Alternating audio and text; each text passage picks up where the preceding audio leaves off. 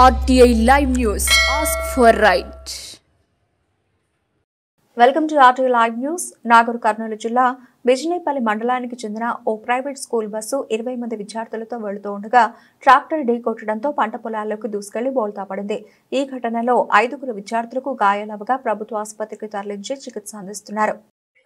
కొట్టేముల school bus accident. ఈ tractor school bus అరే దెబ్బలు తాకినాయి ఆ పిల్లలకు. నిధి దెబ్బ తాకినాయి రా. అంబులెన్స్ ఫోన్ చేయరు రే. Ambulance school bus tractor accident. మొత్తం పిల్లలు పసిపిల్లలు.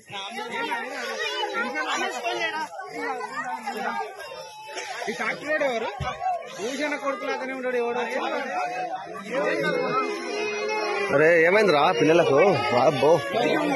దెబ్బలు తాకినాయి. ఏం దెబ్బ తాకింది కదా? అరే ఇంటికే వదుకుంటా